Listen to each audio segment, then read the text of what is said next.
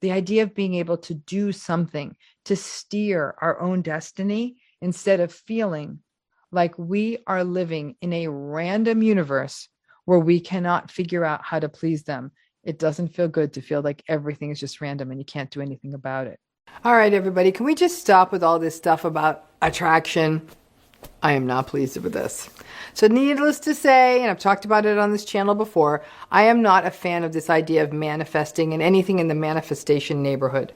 It becomes a way of blaming people for their misfortunes too often, and for others to feel falsely safe because they are manifesting better than other people, thus taking responsibility for really what's basically luck in some cases. And the person, then it's assumed that the person who has something bad just didn't manifest correctly. It's New Age prattle, as far as I'm concerned, from where I'm sitting. And I have rarely seen it do any good, except with a handful of lucky people. But I have, at least in the world of narcissistic relationships, seen it do harm. And the way we treat survivors of narcissistic or other abusive relationships is where, like I said, it does the most harm. Apparently, and this manifesting stuff relates to this concept of attraction, that you energetically attract stuff to you, which I guess sounds really good when life is going your way, but becomes very much about blame and shame and complicity when a person is in a harmful circumstance, such as a narcissistic relationship. There's a sort of cold dismissiveness to taking this position. What are you manifesting? Perhaps you attracted this. Are you kidding me? And I've seen firsthand this question of, what are you manifesting to attract this to you? The harm that this does to survivors, especially those who may have believed in this discourse about manifesting and attraction and actually held themselves responsible for years in their relationship and just scrunched up their faces, I guess, and just tried to manifest more or better. And when the narcissistic person kept being narcissistic, they would keep filing it under or facing it as, what is it in me that is attracting this? How about nothing? How about that it's your bad luck that you are within shouting distance of this narcissistic person, or your bad luck that you were born to them or work for them or whatever it may be. My drive and commitment to doing this work on narcissistic abuse is basically that I am sick and tired of toxic relationships being simplified to just a two to tango paradigm. And on top of that, when we talk about toxic relationships, we actually get more lost in the inner workings of the narcissist, the bully, the perpetrator, the causer of the harm, than we do in understanding the dynamics of these relationships, what happens to people in these relationships, and why people get stuck. A lot of why people get stuck is the messaging from the world at large. They get asked, what is your part in this? Did you set a boundary? Did you communicate clearly? Well, what about their trauma? Is there a way you could think differently about this? Rather than saying, yo, this other person's behavior is a pattern, it's not healthy, and nothing you do or say is going to change it. And their personality is not going to change, so their behavior is not going to change, and make your decisions accordingly. The whole, what about you is attracting this, it really makes me feel sick every time I read it or hear about it or say even said to me. Because honestly, in a narcissistic relationship, the so-called thing in the person or energy that is attracting this, frankly, at best, is wrong place, wrong time, bad luck, perhaps not knowing fully what narcissism is, and perhaps having had a history of prior narcissistic relationships or trauma that undercut being able to see yourself clearly. But none of that is the core issue. The real issue is that the narcissistic person's behavior in a relationship is unacceptable. You can spend all day understanding their why they do what they do, but when you bring it back around, you're in the same place. They're behaving in a way that's simply not okay, and it's hurting you. It's less about energetic attraction than it is about a clear understanding of what is acceptable. You aren't attracting this. You are simply in the unfortunate position of being in this relationship. Which, of course, goes back to the often cited issue of, well, then just leave. If it's so bad, then just get out of the relationship. I mean, would that it were that simple. You know the simple reasons people don't leave: post-separation abuse, harassment, kids, money, custody, family court, culture, stigma, lack of social support. And when people don't leave, because leaving may often unleash a whole nother set of problems, they are also blamed for being part of the problem and not actually making a choice. It's not really a choice, because all you're really doing is choosing between bad and bad. That doesn't feel like a choice. Turning to manifesting and attraction as life approaches carries the danger of playing on people's sense of helplessness, powerlessness, and hopelessness in life and relationship situations. And for this reason, you can see how survivors of narcissistic relationships or people in narcissistic relationships for a long time may be vulnerable to believing that all this manifesting stuff can bring some real wisdom. Anyone watching this video and who has been through a narcissistic relationship, y'all could write a book on helplessness. Nothing you do works. Nothing you say works. You feel like you're a researcher trying to figure out exactly how to predict the narcissistic person's behavior, perhaps in hopes of getting ahead of it or anticipating it, or maybe even changing it. You try it all. Talk more, you talk less, you put it in an email, you do couples therapy, family therapy, your own therapy. You keep the house clean, you make more money, you lose weight, you give in to whatever they want, you keep your mouth shut, you do what they demand you do for a living, you give up friends, you give up on other relationships like family relationships, but nothing works.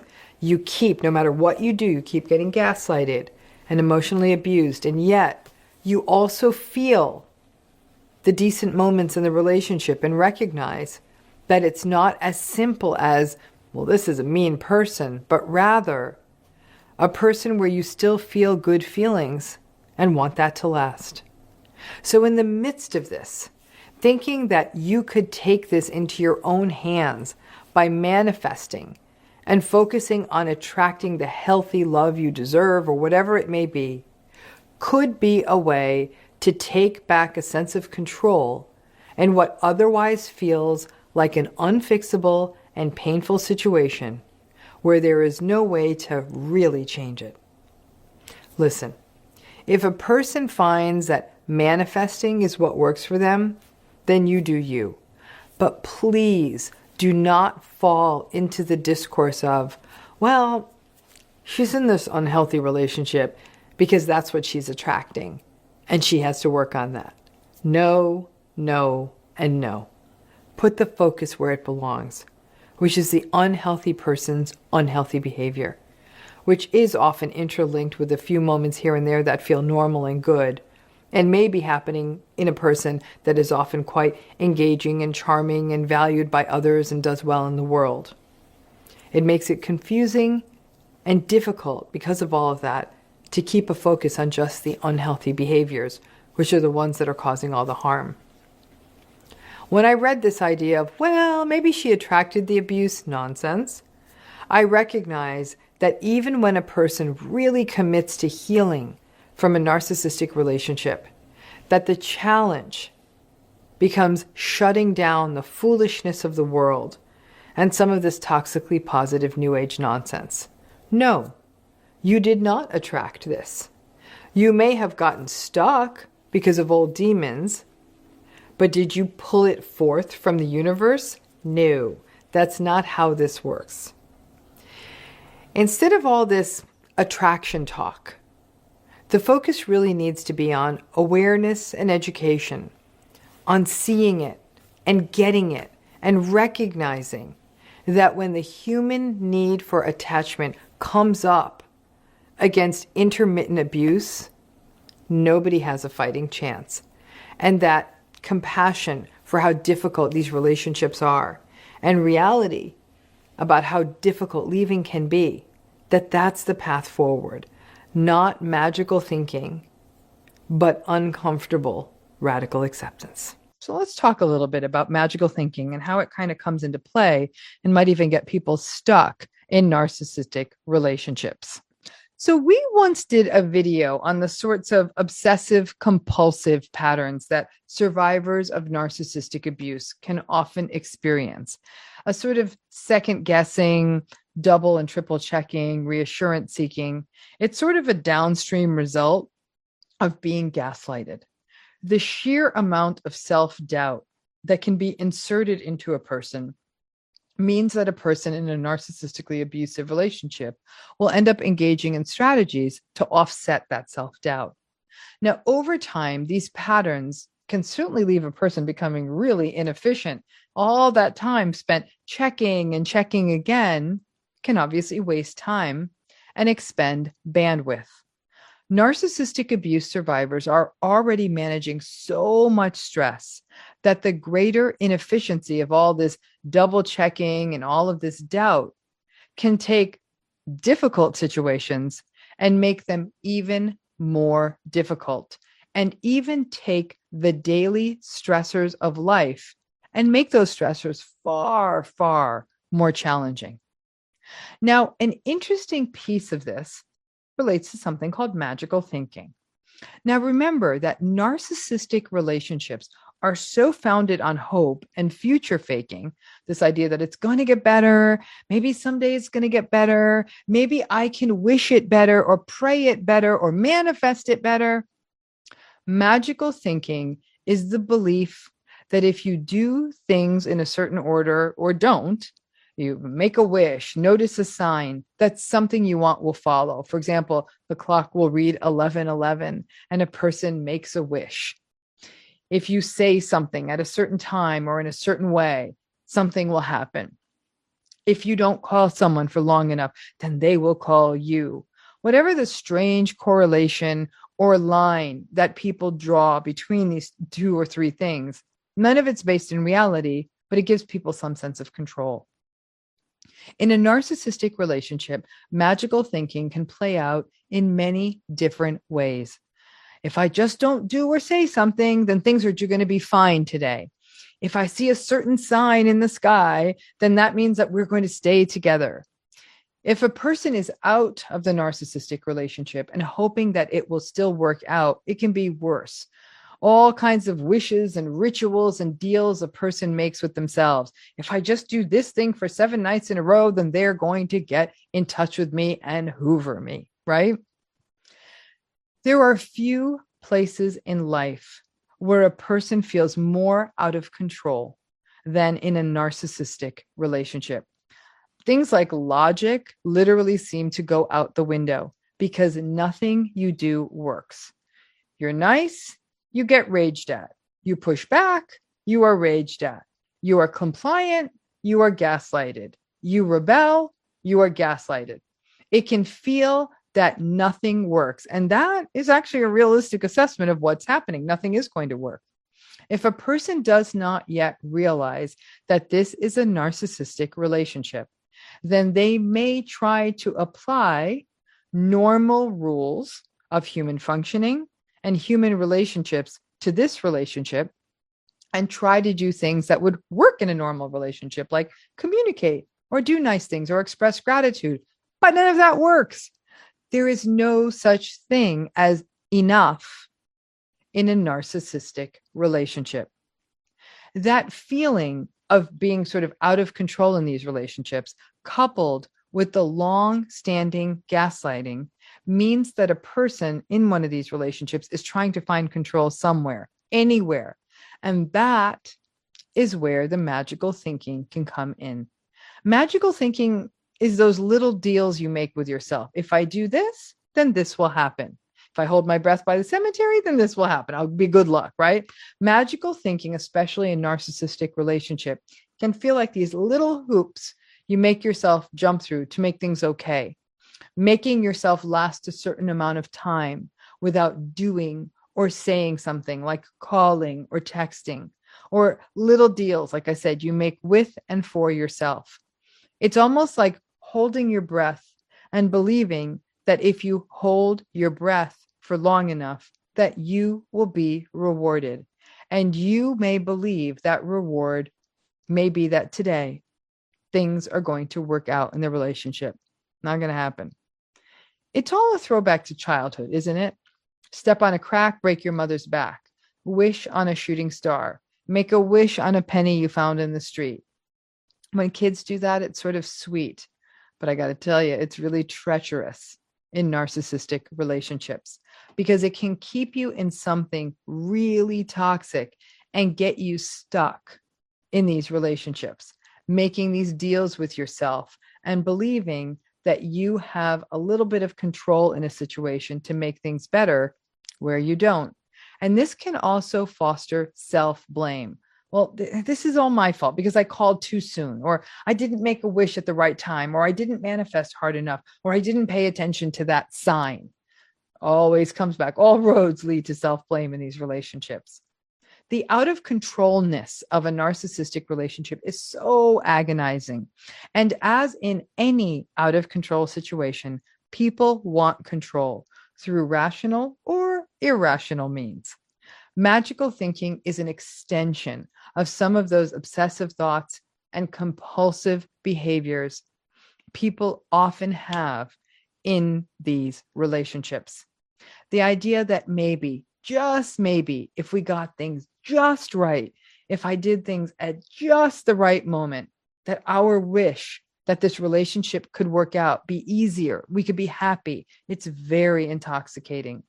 The idea of being able to do something to steer our own destiny instead of feeling like we are living in a random universe where we cannot figure out how to please them.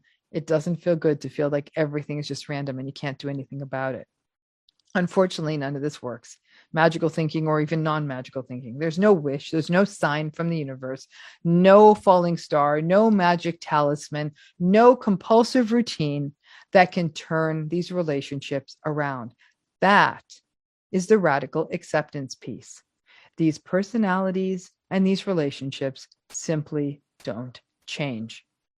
But for those of you stuck in these magical thinking loops, this idea of maybe I do this, wish that, do things in a certain order, wait until a certain date before I do something or say something, or not think any bad thoughts, it just doubles down on the rumination and sets up false hope and more disappointment, which takes a toll on you. Listen, I love me some shooting stars, and I'm all for wishing on a shooting star, but please don't waste your wish on the narcissist. Spend that wish on yourself. And even if let's say those wishes did work, spend that wish on your happiness. Now, talking about narcissism as I do, and trying to help people through narcissistic abuse can often feel like fighting a wildfire, big wildfire, which splinters into lots of little spot fires.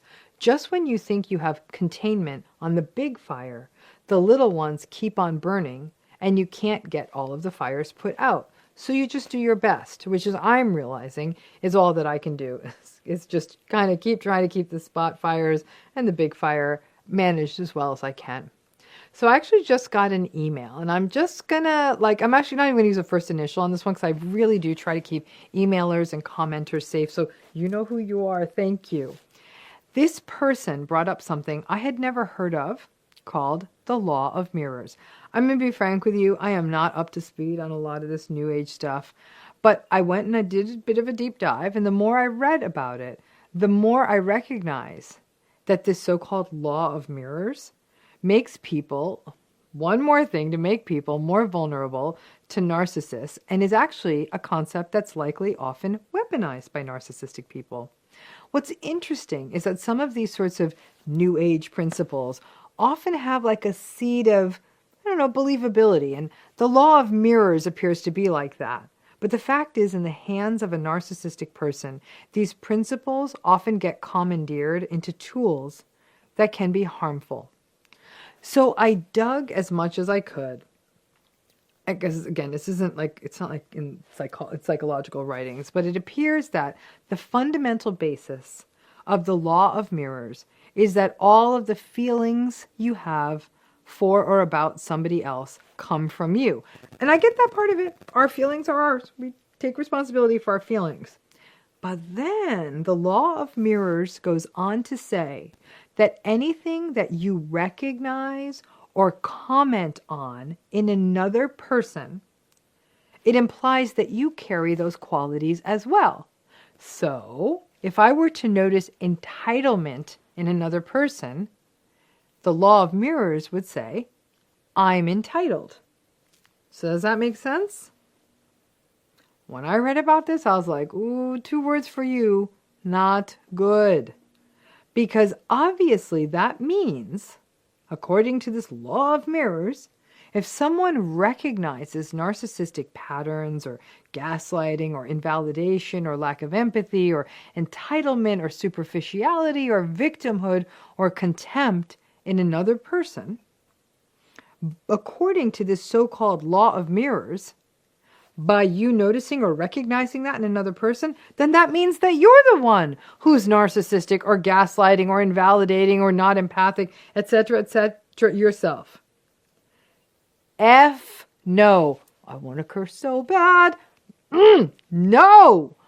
And once I started going down this very deep rabbit hole of law of mirrors and cursing a lot, I found myself in a rather confusing and distorted house of mirrors, to be frank with you. I kind of chuckled ironically, in between cursing, to myself as I read this stuff and recognized that this law of mirrors type stuff is exactly what narcissistic people use against other people who are foolhardy enough to call out a narcissistic or gaslighting person. Because what do they often say? Oh, if you think that about me, then you must be the narcissist. How many of you have heard that? Drop a comment on that one. Or making this even less mature. When I was a kid, it reminds me of what we would run around saying about, like, if you passed gas as a child, right? If you smelt it, you dealt it. The law of mirrors seems to be vibing at about that level. But this kind of thinking basically keeps a person in a narcissistic relationship somewhat imprisoned and quite manipulated while they're in that toxic relationship. Because basically what it's saying is if you recognize it, as I said, according to this so-called law of mirrors, that means that you might be the narcissist. And what does that do for people who are stuck in these relationships? It may push people further into the shadows, further doubting their instincts and thinking, wow, I knew I wasn't a really good person. I really am a dark-hearted person who is an unempathic, narcissistic gaslighter because I see it in someone else. One thing we do know about people who have been through trauma or narcissistic abuse or any kind of antagonistic relationship abuse, they not only blame themselves, but over time, they actually start to view themselves as awful people. This law of mirrors really, really reinforces that. Now, I gotta be honest with you, I'm a bit of a science geek, and I tend to be pretty conservative on what I consider to be sort of allowable as laws of nature. I mean, I sort of kind of a purist and a physics gal when it comes to this stuff, and sort of believe that there's probably only really the law of gravity. I might say in psychology there's the law of effect, there's the law of motion. So I think even calling this a law of mirrors is already a bit grandiose. So let's put this law to bed once and for all, shall we? My goal in teaching people about antagonistic patterns and how they impact us, antagonistic patterns such as narcissism, is so that they can stop blaming themselves for another person invalidating them or for another person's careless, unkind, and unempathic behavior. This law of mirrors type stuff basically blocks the ability for people to apply any of this information they're learning about narcissism. I really have to wonder about the personality states of the people who put this kind of law of mirrors out there, because as far as I can see it, the law of mirrors can often serve to silence and shame people. Some people may believe that the law of mirrors is meant to be some prism that allows us to see our darkness because we identify it in another person. That doesn't work, because in so sort of doing this, we are forever stuck at an impasse, perhaps forever thinking that our observations about people are a reflection of our damaged selves. That seems really limiting. When a narcissistic person is doing their narcissistic thing, they're going to encounter one of three kinds of people. Number one, they're going to encounter either one, other narcissists. Ironically, they might either really notice the other narcissist's behavior or not notice it at all, depending on whether that other narcissist's behavior works for them. Or number two, they will encounter enablers who they always keep around because they just keep pumping the narcissistic people full of air to maintain the status quo, maybe for reasons of fear or naivete or ignorance. Or number three, it's the people that they narcissistically abuse. People who have been taking the psychological punches for weeks, months, or even years, who didn't quite get it, and who may now finally get it. So this law of mirrors is telling this third group, the people experiencing the narcissistic abuse, that if you dare call out the narcissist, then it means that you are narcissistic. So what does it do then? It gaslights and shames the survivors even more. The idea that noticing something in someone reflects it in ourselves is a load of crap. For many survivors who walk around confused for years and decades and don't call it out, but can't understand why in this relationship they are always confused and anxious and hopeless and self-doubting and ruminating. They didn't call it out or even recognize it for years, and all it did was push them further into the shadows. But when a person may find their voice and maybe call it out, maybe not even to the narcissist, but even to someone else, this damn law of mirrors is now telling them that just as they find their voices, that they are the narcissist for calling it out. That is not acceptable to me. I have made no secret about my concerns about sort of new agey magical thinking kind of stuff, such as manifesting and other similar practices that may wind up blaming people for their narcissistic relationships. People who are in narcissistic relationships have been told things like, well, I guess you manifested this, or your darkness attracted this. And now this law of mirrors is one more place where narcissistic folks are commandeering the agenda and basically sort of ending any possibility of recognition about a toxic pattern that someone's stuck in, which would then empower that person to set a boundary or get the hell out of the relationship. I gotta say, as I read all this law of mirror stuff, I did see some perky folks out there trying to find the positive aspects of the law of mirrors. They would say things like, oh, the law of mirrors are great. It's just teaching me about myself.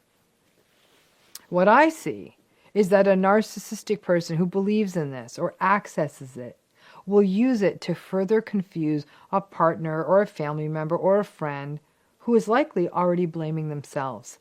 And then, by framing it as some sort of law, the narcissistic or antagonistic person can then just keep gaslighting away. And if you suggest that they are gaslighting, they can simply play the game that, well, if you see it that way, then you must be the gaslighter. This new age law of mirrors, definitely reinforces one of the actual principles. I am not so arrogant as to call it a law about interacting with narcissists. You can't, what have I always said? Rule number one with narcissists, you can't call narcissists out, because if you do, you may get them using this so-called law of mirrors to tell them, for them to tell you that you are the narcissist. They may not even know about the law of mirrors, but that's what they tend to do either way. I guess now it has a name. The trick to learning this knowledge. The reason I want all of you to know about narcissism is so you can use it like a Jedi. Learn it, know it, and once you detect narcissism or you recognize the patterns, to distance yourself from it quietly, wisely, and you slowly fade back, so slowly that the narcissistic person doesn't recognize that you have pulled back on the supply. Because that's really all you've ever been to them. That's all anyone else is to them. A source of validation, a source of supply, and a way that they're able to regulate themselves. I'm going to be honest with you. Just because someone says something is a law doesn't make it so. So to the person who sent this in, it's a reminder to all of you, when you send this stuff in, I take it seriously. So to that person out there, thank you. I'm glad I learned about the law of mirrors. Let's all of us try to stay a step ahead of this stuff because it's going to be essential for everyone to know the tricks in the book so you know them before they're used on you. Thanks again.